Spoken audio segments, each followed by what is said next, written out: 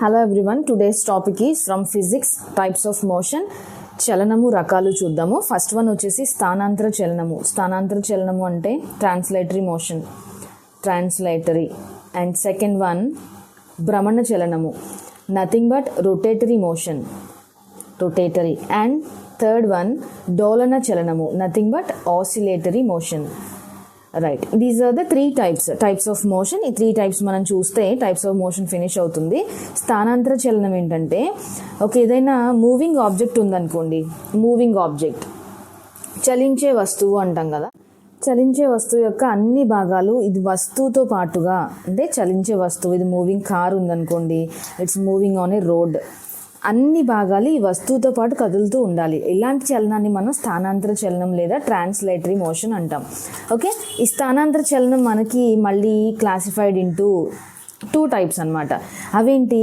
సరళ రేఖీయ చలనము అండ్ వక్ర రేఖీయ చలనము అంటాం. సరళ రేఖీయ చలనము అంటే రెక్టిలీనియర్ మోషన్, అండ్ వక్రరేఖీయ అంటే కర్విలీనియర్ మోషన్. ఇవి రెండు కూడా ట్రాన్స్లేటరీ మోషన్సే. అంటే basing upon the moving of the object in a straight line అంటాం. రెక్టిలీనియర్ మోషన్ అనుకోండి, స్థానాంతర చలనంలో ఉన్న వస్తువు అంటే ట్రాన్స్లేటరీ మోషన్లోనే ఉండాలి, ఒక సరళ రేఖ మార్గంలో ప్రయాణిస్తూ ఉండాలి. ఓకే, ఓన్లీ స్ట్రైట్ లైన్ అనమాట. ఇప్పుడు చూడండి, ఇప్పుడు సన్ ఉంది, ఫర్ ఎగ్జాంపుల్ సన్ ఉంది, సన్ నుంచి సన్ రేస్ వస్తూ ఉంటాయి కదా. ఆల్రెడీ లైట్ లెసన్లో మీకు తెలిసిందే, light travels in a straight line always, that is called rectilinear propagation అని చదివారు. సో ఆ సన్ నుంచి సన్ రేస్ వచ్చేది ఏంటి అంటే రెక్టిలీనియర్ మోషన్ అనమాట. అంటే కాంతి కిరణాల చలనం అని దీనికి ఎగ్జాంపుల్గా చెప్తాం మనం. అండ్ సెకండ్ వన్ వక్ర రేఖీయ చలనం అంటే స్థానాంతర చలనంలోనే ఉండాలి, అంటే దట్ ఆబ్జెక్ట్ అనేది ట్రాన్స్లేటరీ మోషన్లోనే ఉండాలి.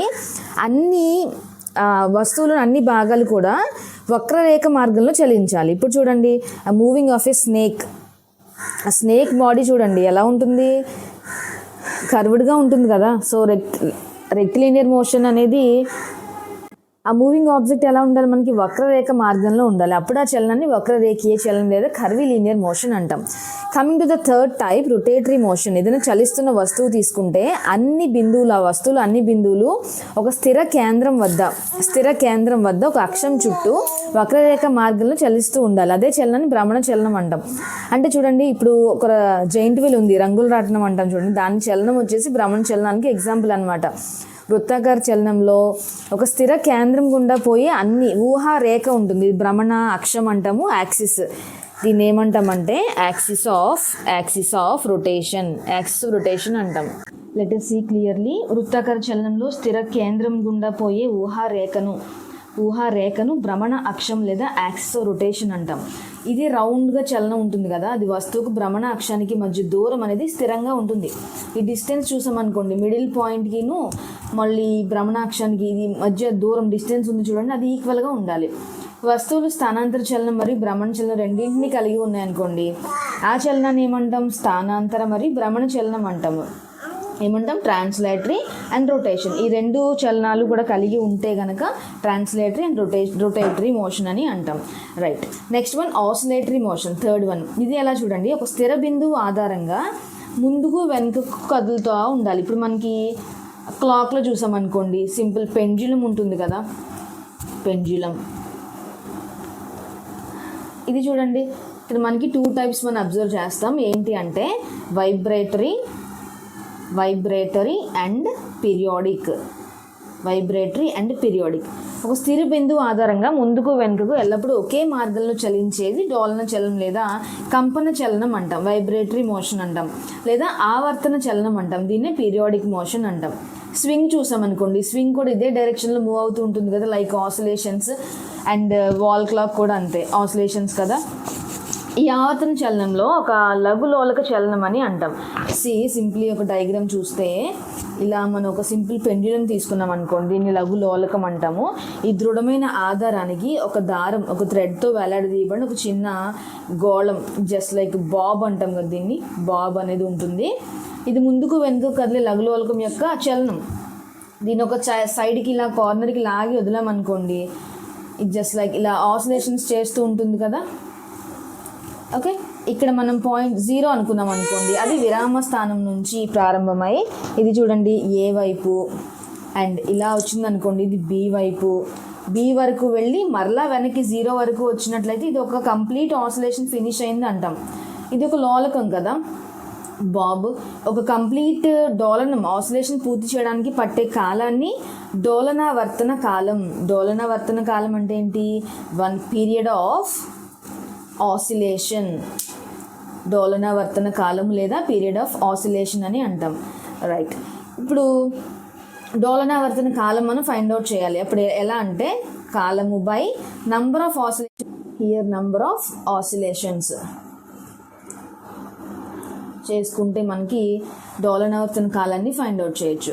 ఫర్ ఎగ్జాంపుల్ ఇక్కడ ఒక 20 డోలనాలు చేయడానికి 20 ఆసిలేషన్స్కి పట్టే కాలం మనకి 42 మినిట్స్ అనుకోండి.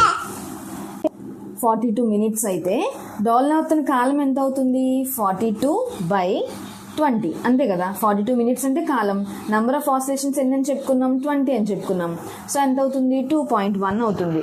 Here is the important point ఏంటంటే 1 మైక్రోసెకండ్ అనేది ఒక సెకండ్లో మిలియన్ పార్ట్ అనమాట. సెకండ్లో మిలియన్ వంతు. అండ్ 1 నానో సెకండ్ అనేది ఒక సెకండ్లో billionth part. Okay, right.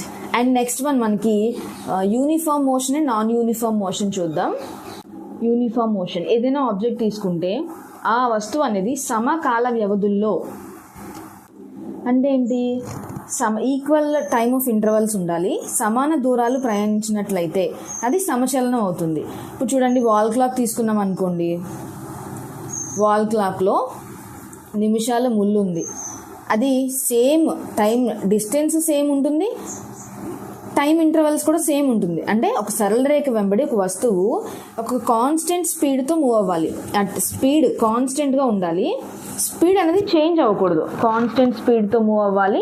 And దాన్ని ఏమంటాం? యూనిఫామ్ మోషన్ అని అంటాం. And second one non uniform motion అని ఎప్పుడు అంటాం? నాన్ యూనిఫామ్ అని ఏదైనా వస్తువు ఈక్వల్ సమకాల వ్యవధుల్లో అన్ఈక్వల్ డిస్టెన్సెస్ వెళ్ళాలి. అన్ఈక్వల్ అసమాన దూరాలు ప్రయాణిస్తే అది నాన్ యూనిఫామ్ అంటాం. అంటే సరళ రేఖ వెంబడి చలిస్తున్న వస్తువు ఆ స్పీడ్ అనేది మారుతూ ఉంటుంది. స్పీడ్ మారుతూ ఉన్నట్లయితే దాన్ని నాన్ యూనిఫామ్ అంటాం. ఎగ్జాంపుల్ చూడండి, ఏదైనా ఒక గార్డెన్లో ఎగిరే బటర్ఫ్లై ఉందనుకోండి, అంటే దాని ఇష్టం, అది ఈక్వల్ డిస్టెన్స్లో ఈక్వల్ స్పీడ్తో వెళ్ళాలని రూల్ ఏం లేదు కదా. సో ఆ బటర్ఫ్లై స్పీడ్ మనది అలాంటి మోషన్స్ని నాన్ యూనిఫామ్ మోషన్ అని అంటాం. Right, okay guys, if you like the content please subscribe to my channel for more conceptual videos. Thank you so much for watching.